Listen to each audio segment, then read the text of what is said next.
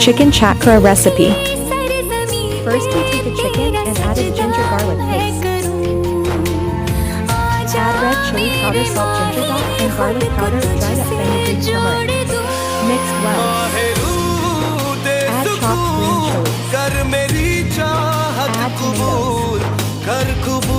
Mix well and leave for 1 hour.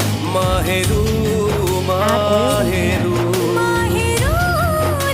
Add chopped onions for light brown. Add chicken. Cooked well. Add little bit more turmeric. Add brown onions in it. Easy and delicious recipe for me. Delicious chtkhara chicken ready for eating.